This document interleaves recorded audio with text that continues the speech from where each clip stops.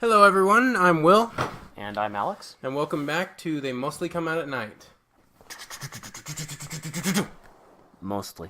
Now you can find us on major podcast sites. We're on Podbean, Stitcher, iTunes, Google Play. Pretty much everywhere you can find podcasts is where we are. And we have a YouTube. Oh yeah, we do have a YouTube. That's a new thing we've just implemented, so we have that too. So you can find us wherever it's convenient. Check us out. They mostly come out at night. So, wow.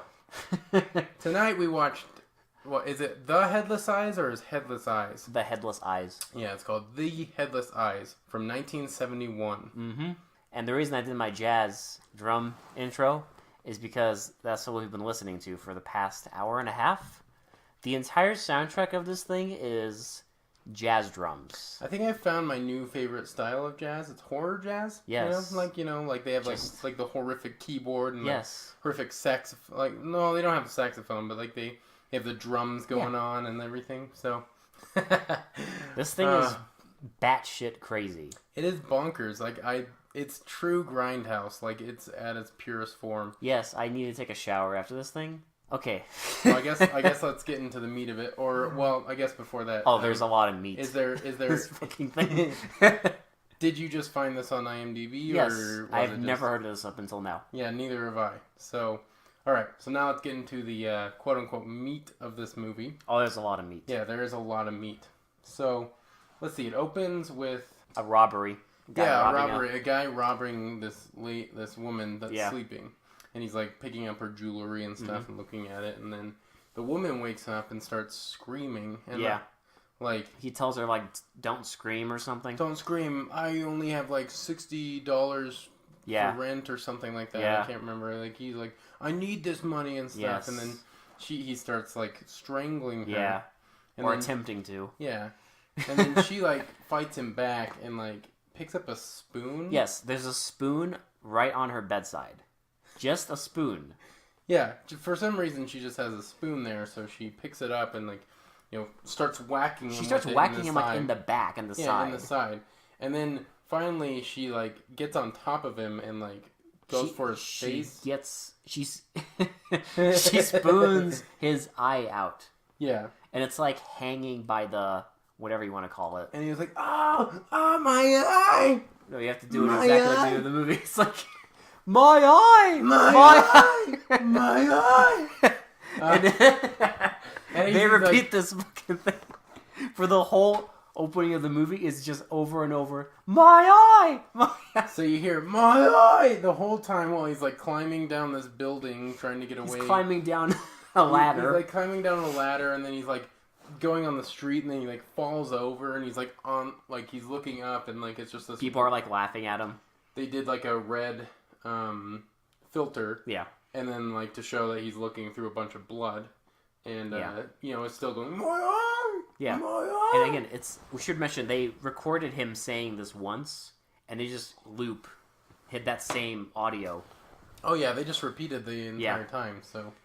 And then, that's it, opening credits. And then opening credits, we get the Headless Eyes, like it just comes on the screen. Comes on, Headless Eyes, trademark, whatever company put this thing out, whatever. And then so we get, he goes back to his house. No, it's a time jump. Yeah, it's a time jump. So he has like a couple now years. He's like getting back to his house, but he has an eye patch. He has an eye patch, and he goes to his fridge, and he gets out first he lies down in bed, and then he starts having like visions or freaking out. Yeah, he has that weird like eye nightmare where it shows like the eye carousel. Yeah, which is actually real. Yeah. But whatever. So, like, his entire apartment has, like, eye decorations. Yeah. Eyeballs everywhere. Because, like, I guess it's becoming a theme now. Yes. If you have a movie about a certain thing, you have to show a lot of those things. Like, with Bigfoot, they showed a lot of big feet. With Manos, they showed a lot of hands. And now we get a lot of eyes. Because it's called Headless Eyes. Oh, yes.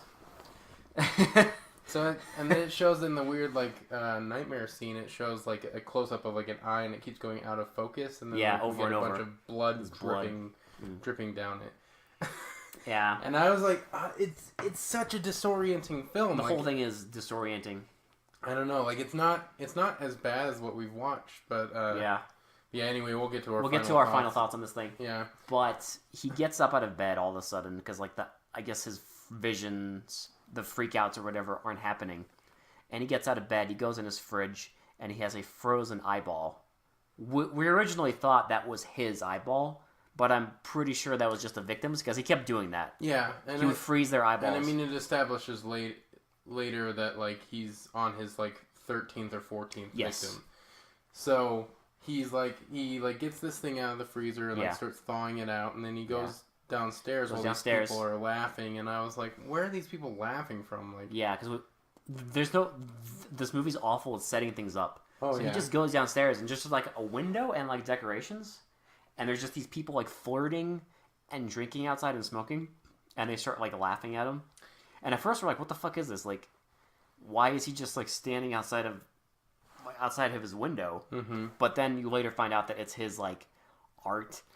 It's like an gallery thing. It's his art gallery, and there's a bay window that shows the inside of it. So he's just sitting there with they laugh at him. Like this eyeball on an ice cube, just melting. Yes. And the drunk people are like, "Hey, buddy, you want a drink? Want a drink? Yeah, look at him." Yeah, they're all making fun of him, and he's like, kind of doing this weird like eye seance thing. Like they don't understand.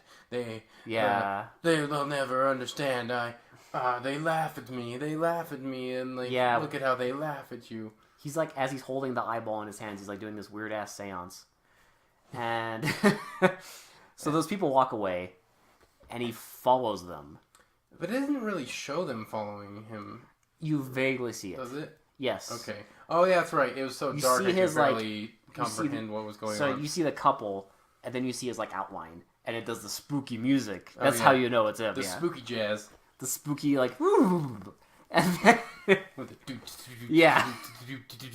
So they go home and they're arguing. All of a sudden, I didn't even think it was the same couple at first.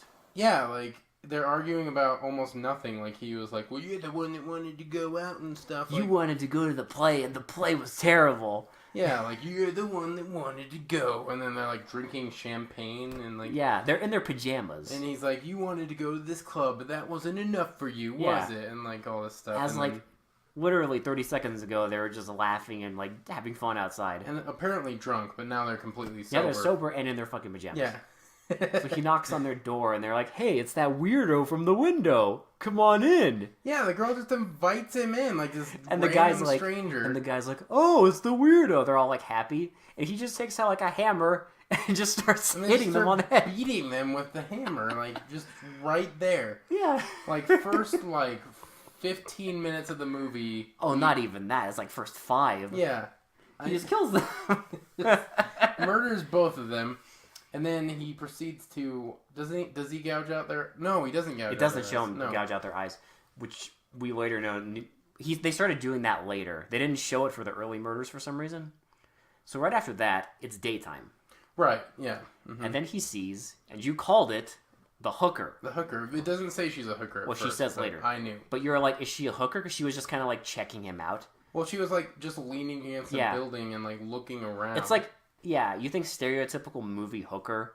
That's what it was. But it's like in the middle of daytime on a crowded street. Yeah, and then she notices the blood on his hand. And so at first you're like, is she a good Samaritan? Because she's like, "Oh, why is there blood on your hand? Are you okay? Do you want to get cleaned up?" So she takes him to her apartment. Yeah. Again, letting this random stranger into your apartment. Oh, he tells her it's paint, I think. No, he says he cut himself. Oh, yeah. And so she's like, "Let me go mend your wounds and stuff." So they go there, and then he's like, "What do you do?" And she's like, "Oh, honey, don't you get it? I'm a hooker." I'm a hooker. And then, we get our next death scene. Yes. Like, second death scene in a row. Well, I guess her saying that she's a hooker, like, enrages him. Triggered something? It triggered the jazz drums. Yeah, it triggered the... We're just going to say this. The spooky jazz hardcore. We're just going to put it this way. Anytime he's about to kill people, the jazz drums come in. Mm-hmm. So we're just going to refer to it as triggering the jazz drums, because I don't know what the fuck else it is. Jazz drum, yeah, like, that's... I think it's supposed not to like... set up, because there's no setup that, like, oh, he hates hookers. Right. So, what is it? Like, I kept thinking, like, oh, he's just killing, like, scummy people. Yes. Like, you know, people he deems as, like, yes, unworthy almost. Yeah, but no. But it never gets to that. No. It never explains anything. But, again, we'll get to that. Whenever he hears the jazz drums in his head, that's when you know, okay? So he kills her. He kills her, and then still doesn't gouge out her eyes. Yeah. So he, like, chokes her, then throws her in the bathtub, and then... is, like, cleaning her off and stabs her, I think? No, he stabs her in the throat first, and then throws her in the bathtub. And then it just cuts. Yeah. To him in the shop, and his girlfriend... Yeah. Well, his presumably ex-girlfriend. I completely forgot about that fucking plot line. So, so his ex-girlfriend shows up. She comes in. It's because it doesn't matter. Like, it's just a useless scene. Like, there's no... But we get another seance. Yes. Another sick seance. So she keeps trying to convince him, like, they keep talking about their old relationship and how he left her, and she wants an explanation of why he left. Mm-hmm. And so he goes over to one of his art pieces. Yes. Like a little block. Yes. And he starts, like, rubbing it and stuff, and, like, just saying how, like, oh, they'll never understand. We never, like... Yeah. Something like You used him. Yeah. And, like... Because the whole thing is, like... That I guess he thinks that she's, like, stupid or something because she's rich and she just wanted to have an artist as a boyfriend or some... It doesn't matter. No, I think it was it's the vaguest thing. If I can remember correctly, it was... he thought she was using him for a leg up. Like, he was, like, a kind of a new artist that was actually getting well known and was using him as, like, a way to get money. Yeah. And before that, and then before his, like, weirdo seance, he also she's like, "What's wrong with you?" He's like, "I'm twisted. I'm twisted. I'm sick. Don't you understand?" Like, with this, like, weird, like... We should mention that. Okay, he alternates between Cary Grant and Vincent Price. Yeah, he goes, like, from, like, this, like, cool, like, almost, like, detective talk, and then he goes into, like, Vincent Price, like, horror monologue. Little side note here, because there's very little to talk about. But, so old-timey actors, they used to have something called the mid-Atlantic accent. Yeah. That's what Jimmy Stewart and Cary Grant had. It's that, like, weird halfway point between, like, British and American English. I think it's one of the coolest accents. Yes. Well, like, it's fake. It works so well in film noir, though. Like, film noir and detective movies. Yeah.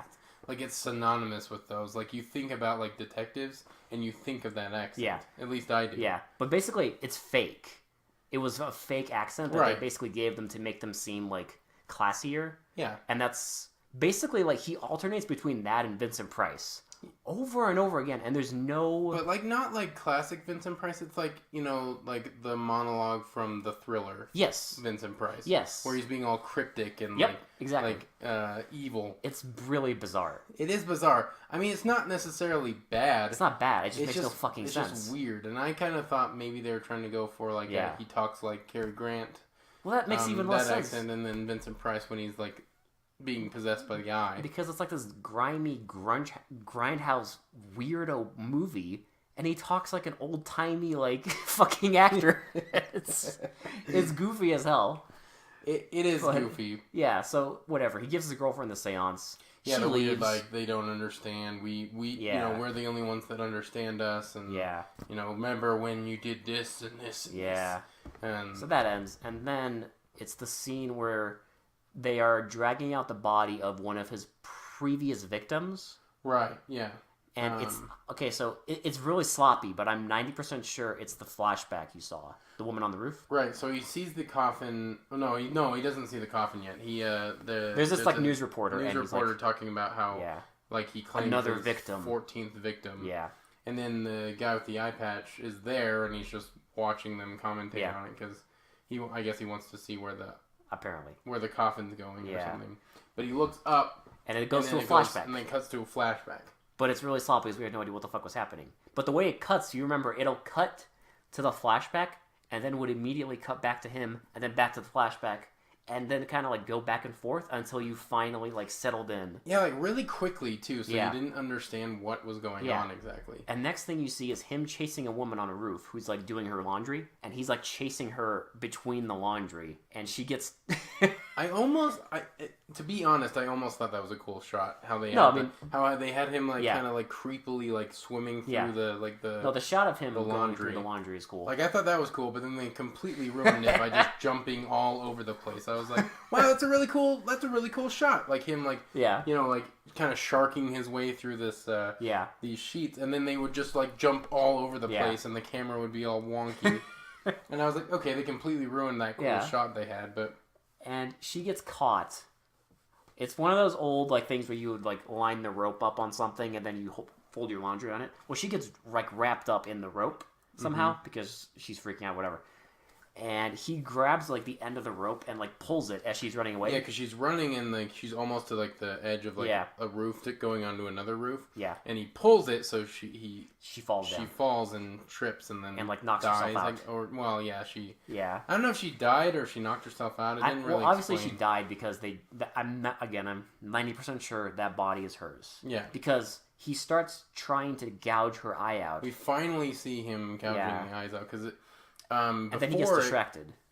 But I think we should explain before it kind of explains that they call him like the eye killer because he steals their eyes. Yeah. But up until this point, we've never seen him take an eye. They never showed it. They don't even like allude to the fact that he gouges their eyes out. Mm-hmm. Like we just see all the eyes, and I guess I should have put two and two together, but it doesn't really explain. It doesn't tell you. So you're just kind of confused up until this point. Yeah. So yeah, he starts trying to gouge her eyes out. And I guess he hears something or gets distracted because he immediately looks away and then it just like shows him leaving and then it cuts back to him on the ground watching them carry the coffin out. Yeah, and they're carrying the coffin out and it goes and they say where it's going to be buried. Yeah. And then I believe the next scene was the one with the the casting person. Yes, it was. Did they ever explain why he was in front of that building? No. Okay, so he just sees this like beautiful woman, or what he thinks is a beautiful woman. He follows her around for a bit. Yeah. And then she goes into this building. Yeah. And then gets in an elevator and like goes. He follows her. Yeah. But he doesn't go on the elevator with her. He goes after. Oh, that's right. Yeah. So she goes up the elevator, and there's like this guy on the phone, and he's just like talking to someone like, "Your script is garbage," blah blah blah, and she just like has like a file of headshots. Like as he's on the phone, she's like showing him this portfolio. The portfolio, and he's not even like. It doesn't even seem like he's listening to her at all. Like she's not even talking. She's just flipping through the portfolio, and then he like hangs up the phone, and he says our favorite line in the film because it completely came out of nowhere. Like we were like, okay, this is like I don't know, like a casting agent or something. And he turns to her after hanging up the phone and says, "Let me see your body." Like, just out of nowhere. I was like, where did that even come from? It's immediate. And she immediately starts undressing. She just starts unbuttoning her blouse. Yeah. Like, I was like, what? And that's it. And after that, she's like, okay, I got a job for you. And then, they give some bullshit that doesn't matter, but he apparently gives her a job. She goes back and... She goes out the hallway and he's there, and then like she goes to the elevator, presses it, and he's like waiting with her. Yeah. And they both get into the elevator, and I was like, okay, we're gonna see another death scene. I know what's coming. Nope. They just go down the elevator. She runs away. She runs out of the building because I guess she's freaked out by him. And then he sees her get in a car, and then he waits on like across the street. He's just smoking. It's a really cool. I hate to give this movie credit. But it's actually a really cool way they show the time lapse. Yeah. Because they show his feet. Yeah. And then, like, you just see... It cuts to, like, him smoking. And then you see a bunch of cigarettes on the ground. Like, that's how they time lapse the whole thing. Then you see him drop another cigarette. And then finally you see that casting guy or whatever leave the building. And then he breaks into the building because I guess that's, like, closing time. He breaks in... He looks for the woman's address. He actually writes it down, which you were pretty impressed at. Yeah, because I was like, is he going to like write down the fucking address and then go hunt her down? That'd be something, and we'll get to that. So he gets that, and then like a secretary comes in. It's the middle of the fucking night. Yeah, she comes in and like just starts like sits down at her desk. Talking to herself. Like, yeah. And then like starts putting on her makeup and stuff. She starts talking to herself. And she's like, oh, like, he forgot this. If I didn't do anything, he'd never get anything done. Yeah. And walks into where the eye patch guy is hiding. And he kills her. Well, I think we should talk about the scene where he does kill her, because she walks in and sees him and is obviously spooked. Yes. And he's like, "No, please don't tell him. Please don't tell him." Blah blah blah. Yeah. Like just like starts like he grabs her like her necklace and like crosses it against and starts choking her with it. Her throat and starts choking her with it. Then he kills her. And then we finally see him gouge out her eyes. And that's it. The whole movie is just disgusting and grimy and weird. Because he's like talking to himself the whole time and acting like a fucking lunatic. Yeah, it's such an experience to watch this film. Yeah. But it's pure grindhouse, like, really. Yeah. So he does that, and then what the fuck happened later? So he goes out the building, and then he goes home, right? I think he does. Oh no, yeah. So he goes home and is like washing off her eyes and the blood on his gloves. Oh yeah, and then he puts it in the ice. He puts it in the water, the gelatin mold or whatever it is. Because he has art. And then he hears a girl. Because it's an art gallery, so I mean he has art there. But he hears a girl, and he goes up and he's like, "The shop is closed. The shop is closed." And she just asks, "Oh, will you be open later tonight?" And I don't know why that triggered this nightmare. And this triggers the most batshit insane scene of the fucking movie. Which again, they use my eyes. Yeah, my eyes. They do that. Eyes. So it's my eyes, my eyes. You just as he's like running around this like empty, vacant. It's like him running around like Manhattan, and it's empty and vacant. He's like dressed in white. And he's just, like, staring at the sky. And it's really bizarre and surreal. It's very surreal. And, like, I didn't exactly know what was going on. Like, it wasn't, like... Because it came out of fucking nowhere. Yeah. It's like, dude, all she asked you was, are you open later? Yeah. And he just freaked the fuck out. And then, like, he, like, looks up at this, like, giant door. And, like, starts clawing at it and stuff. Yeah. And then... all while the jazz drums are going crazy, and he's like, the whole thing is just my eyes. We're just watching this like, what the fuck is this? I was confused for the whole movie, but this is just where the movie lost me. Yeah, I was just like, what is going on? It's batshit crazy. And so that ends. He wakes up and like out of the nightmare, and he's all sweaty and stuff, and he like. Didn't even say where he found the note. He just has a note. Yeah. And again, neither of us got where the hell that came from. But the girl wrote him a note saying, like, I'm an art student, and I really like your work, and I want to hang out, whatever. And what happened after that? He went to the graveyard. Yes. Right? Yes. So we see him driving. Yeah, we see him driving. Like, it just immediately cuts from him reading that letter. Just jumps right to him driving. Like, no context, no nothing. He's just driving. We have no idea where he's going. We have no idea what's happening. It just jumps right there. And so, he's driving into the cemetery, and he starts, like, digging up a grave, and we were really confused. I was like, what is going on? And then it finally struck me. I'm like, oh, wait. He's digging up the earlier coffin. But that struck you after he dug it up and was gouging her eye out, and we're just sitting there like, what the fuck? Who is this? It doesn't explain jack shit. But then you got it. It doesn't explain anything. But I mean, I got it finally. But the woman from earlier. Man, talk about a movie not holding your hand. It just makes you like just guess. But then the detective shows up. Mm-hmm. Earlier during the scene with the newscaster, there's a detective that they interviewed, and he's like, we're gonna find this sicko. And he's just there, right where he was digging, and he's just like staring at him and just like threatening him, like, we finally got you. You know what's disgusting is, I have to drag you out of this hole, and then they're gonna spend all this money just to put you back in it. And then he like reaches his hand to like get him out of the hole, and he just. And the guy's like, my work's not finished yet. Yeah, and then, like tosses him over. He tosses him over, and then he like beats him unconscious by, you remember this, he was like hitting his stomach with his fists.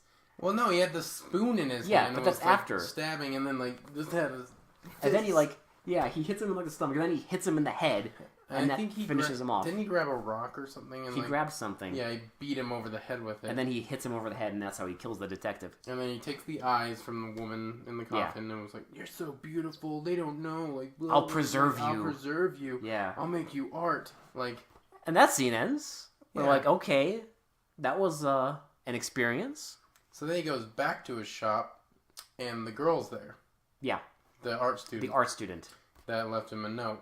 She's there, and she's waiting for him. And they have a talk. And they start talking in his art studio about, like, she wants him to train her. Yes, because she thinks he's really good, and she knows that he's lonely or something. And then she says, like, the most bonkers thing. She's like, "Oh, I want to be taught by you, and I want you to have a friend." Yeah. Out of nowhere. Yeah, she's talking to this dude for, like, maybe 1 minute. And then she finds one of his art pieces with the eyes in it. Yes, because he's been making all those eyes. He turns them into like these like see-through kind of glass things. And she's like, "How did you do this?" And he's like, "It's kind of creepy, but it's really good." Yeah, how'd you do this? Oh, it's a long process, even though it looks like he just dropped eyes into silicone. Yeah. But anyway, so he does that. They talk for a little bit longer, and then he finally decides that he's gonna teach her that they'll meet at like a lighthouse. So they arrange like a date, essentially. Yeah. And was the date the very next scene, or am I missing something? No, the date was the next scene. Okay. So like, remember, it kind of like they talking about it, and she's talking about the lighthouse, and it jumps. Oh yeah. It does like a voiceover where it's her talking about the lighthouse, but it's showing her at the lighthouse. It's mid-conversation. It cuts, and then and it's like, it's a cool location. Doesn't lead to much, but it's kind of like Vertigo when she's under the bridge and she's like by the ocean, and you just see the shot of like them from far away, and then the bridge above them. Think Vertigo, but really terribly shot. Yes. Are you saying this movie is not as good as Vertigo? Dude, this movie's a masterpiece. Yeah. Okay? Hitchcock ain't shit, okay? No. On this, forget it. Hitchcock ain't got nothing on Jason Bateman's father, okay? Yeah, the guy who made this is Jason Bateman's father. Or Kent Bateman, I think his name is? Yeah. What a twist. Yeah, that's the biggest twist. That was the most surprising to me. So, they go on a date, and all you hear is them voiceover, right? Yeah. So you hear a voiceover and of a them montage talking about the lighthouse, and they're walking around. No, it's not the montage yet. So they're doing a voiceover, and like he walks over to her, and then it starts that audio of the scene. She's drawing something. He's like, "You're really good." He's like, "Oh, that's really good." And then they start talking, and then it shows the montage of them walking around the park, the bay, whatever it is. And then at the end, they're like, she's like, "Oh, we should meet again." But the date they want to meet up, she's going to an art show, and she invites him. She's like, "Yeah, it's just for students, but I really want you to come to this art show." And instead of like a flyer or anything, they have like this little business card. It's a hand-drawn business card. Yeah. It's very hand-drawn. Mm-hmm. But whatever. And we're like, okay, is this going to be like some weird Beauty and the Beast shit? Are they going to like fall in love? Like, is she going to fix him? I don't know. But well, I mean, we'll see. I mean, we're about to find out. We found out. Yeah. So he gets in his car. He's all happy. He's like driving down, and he takes out his gloves, and he looks at him, and he's like, "I don't need those." You said, because you were like, "What about that woman whose address he got?" And then it cuts to, in his side seat, he has gloves, the spoon, and a fucking note that has something written on it, and I was like, "Oh shit, he's going to the woman." I kind of thought they were gonna go with like he's finally found someone that kind of understands him. Yeah. So he's trying to give all that up. Yeah. But then it immediately throws all that away, which that would have been interesting. Oh yeah. But of course, it just throws that out the window, and the next shot is him on the roof of the woman's house. Of the woman's apartment. He listens to her as she talks on the phone. She leaves. He follows her as she gets in a taxi. It's really boring. It's boring as hell. It's so boring. She runs around and she manages to find the one street in New York that has no fucking people on it. Well, what I don't get is she has the cab driver like drive around, and then you see her talking to him. Yeah. And then they pull up in this like vacant like back alley of like all these warehouses. Yes. For no reason. Yes. Like she just gets out. She gets dropped off right there. Yeah. For no reason. Like we're led to believe that she was going to that casting call, right? Yes. But she's just in some random back alley the whole time. And I'm like, why? So he follows her around these, like, warehouses. And he catches up to her. And they go in. You forgot the barrel scene. Oh, yeah. Do a barrel roll scene. The fucking first-person barrels. Yeah, so so she's going around trying to open doors and stuff. And then she doesn't see him for a minute. Mm. And then goes to all these empty barrels. And, like, I thought he was going to pop out of one, which would have been hilarious. Yeah. But he doesn't. He just knocks one over and then, like, is right there. And then... chasing her like a madman. Then they give chase, and then she goes into a freezer. Yeah, for, like, a butcher shop. Yeah. He follows her in. And... so, whatever. He walks... It's not even worth talking about too much, because he just walks around there, says a bunch of shit, kills her, gouges her eyes out. Takes for fucking ever. Talks to the eyes. And then he goes to the door. And it won't open. And we're just like, are you fucking kidding me? Like, no. You can't end here. This movie is not going to end with him accidentally locking himself in a freezer. But they did. They did. That's it. That's the end. That is the end. He goes to the door, tries to unlock it. Like, Jimmy's in, and he's like, no, my work isn't finished yet. They haven't seen my art. And then he wrote something on the wall. I couldn't even, like, read it. I couldn't fucking read it either. It was, like, weird. And then, like, the two butchers come by and, like, open the door. And he just falls over, and then the end. That's it. We should also mention that right before that, they, like, do the crazy editing again. And this shows, like, cows' eyes. Yeah, he's like, don't look at me. Yeah. Don't look at me. And, it, like, when they walk into the first part, all the animals are skinned. Yes. Like, they're just, like... It's obviously from a different location. They're just meat. And, like... And he looks, and, like, all the cows have the eyes, and they're all looking at him. And then it goes insane. And then, like, shows different, like, stuff going... Like, it kind of, like... superimposes, like... two images onto each other. And, like, it's, like, past events and, like, cows. And I was like, what in the hell are they going for here? The point is that they literally end... by him locking himself in a fucking freezer. Yeah. Like, that was the master way to end this movie. Like, no explanation on why he went totally fucking insane. Oh, I disagree. Will, he got his eyeball spooned out of his head. Clearly, that's enough to send a man cuckoo. But are we supposed to feel bad for him? Because he got his eyes... I don't know. He got his eye gouged out while trying to steal from a woman and then trying to kill her. Obviously, she should have just let him steal it. Are they trying to build suspicion and, like, build, like, sympathy for this character? Like, is that what we're supposed to believe? I don't know. Like, he's just a misunderstood artist that tries to, like, collect eyes and, like, use them as art pieces? The moral of the story is don't gouge out artists' eyes because they will become homicidal maniacs. Apparently, they'll just go fucking batshit insane. Like, Van Gogh got his ear chopped off. That's nothing compared to this guy. No. Look, this guy might as well be the next Van Gogh. I mean, I know, right? The eye sculptures are just class, pure class. Oh man, they're something. Like the silicone, like... It's trash, but whatever. Oh, they look real. Yeah, no, they don't. They are real. That's the fucking, yeah. So, what are your final thoughts on this movie? I need to take a shower. That's my final thoughts on this. It's better than all the other movies we've watched. I will admit, There's no, like, technical fuck-ups. Like, there's no boom mics or weird dubbing or any of that. Yeah, it's true. Like, every single movie we've watched up until this point has always had something they messed up on. Yeah. Like... And for the most part, like, it has those slow moments, but for the most part, it kind of gets to the point quickly, even though there is no point. Like, make no mistake, I didn't like this movie. Oh, yeah. No, it's still bad. But as far as the context of us watching all these movies, it's been my favorite so far. No, it's still not good. It's not good. I don't know if I'd recommend watching it. I would never watch this again. I wouldn't watch it again. If you want to see it for yourself, like, it's just such a weird, like, disorienting, like, just, like, grungy, grimy experience.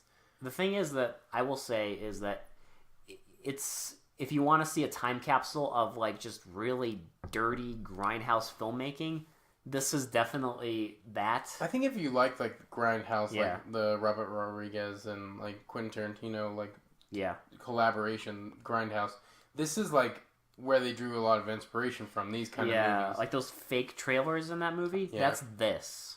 Yeah. If you stretch it out to an hour and 20 minutes or however long it was. And I think we'll actually watch quite a few of these Grindhouse films. Because, I mean, like, a lot of these 70s horror movies, that's when Grindhouse was, like, alive and real. Oh, yeah. And so, like... I just hope that they'll be more, I don't know, coherent than this. I hope so, too, because I found myself confused a lot with this movie. That's my final thought. Like, I was just confused, and I was like, I don't know, I didn't know where it was leading up to, and then it led up to nothing. Like, nothing happened. Like... Even like the part with like him meeting the student and everything, I was like, maybe they're going somewhere with this, and then he just dies in the freezer. Like I was like, what? She had to spend her Monday date waiting for him as he was freezing in a freezer. But what's the point of that? Like, why even show all that if you're not even gonna like have a conclusion to that? Who knows? And I noticed, like we were talking about, it didn't go by like a normal film, like 1, 2, 3 act. Yeah. No, we joked about like how he starts murdering people right away. Yeah. And then it just keeps going. Yeah, it didn't have like a first, second, or third act. It was just like the first act the entire time. It's basically 90% of this movie is the first act, and then the last 10 minutes are what would be the third act. There is no second act. Like, I almost wonder if the student part, they were trying to go for something else, and then they just scrapped it at the last minute, but they liked what they shot before. So they're like, let's keep that in, and then explain nothing, and then have him die in the freezer. Do you think anyone involved with this thought that much when they made this thing? But, like, I think Jason Bateman's a good actor, so why... Are you saying... Are you saying... He didn't learn from his father, thank God. Are you saying you wouldn't be proud of your father if he made this thing? I don't know what I would say. Like, I know it was a 70s... Would you ask your father what the fuck is wrong with him? Because I would. I think I might. I think I might be like, yo, Dad, we gotta talk about the movie you just made, because this is some weird shit. Yeah, like, my final thought, again, is disorienting. It's totally incoherent. It's the better movie we've watched so far, but that doesn't make it a good movie at all. Are you going to have nightmares about jazz drums now? I don't know. Like I said, that's like one of the only things I can say is like I kind of liked the jazz drums because like it gave some tension to the movie. Like I don't think it gave tension, but it definitely gives it that like just kind of really uncomfortable feeling. Yeah, and I think that's what they're going for. Like it gave it like a disorienting feel. Like, you think about movies where they purposely do that. Yeah. And I don't know if they might have purposely done it in this one, but whoever did the soundtrack was actually really good at editing, like, horror, like, kind of disorienting, like, grotesque sounds. Like, there was a lot of sharp notes and a lot of, just, like, kind of tension builders, I think. But that I'm giving this movie too much credit right now. It's bad. It's really bad.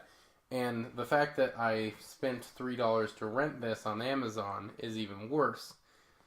But someone, I mean, I whoever gets that money, I hope they put it to good use. Someone probably likes this movie a lot, and I mean it's very culty, and I could see how like it could have a cult following. I've never heard of a cult following behind this movie, but there will be now. Right? Maybe. We'll start the next cult following. It's just not me. Headless Eyes. It's just not me. Headless Eyes. With Cary Grant / Vincent Price. Jesus. The wannabe. Oh my God. Yeah. My eye! My eye! My eye! That's all the film was. That's it. That's all we got, folks. Oh, man. So, anyway, that's probably going to wrap it up. We're kind of working on a schedule right now. I'm thinking we're going to do every Thursday and Sunday. Every Thursday and Sunday, yeah. Yeah, that's kind of what we're working with on the schedule. So we'll be bringing you 2 episodes a week. At least trying to stay on that schedule. Of course, we'll update you if that changes at all. Anyway, so for They Mostly Come Out at Night, this has been Will. And this has been Alex. And we'll talk to you later. My eye!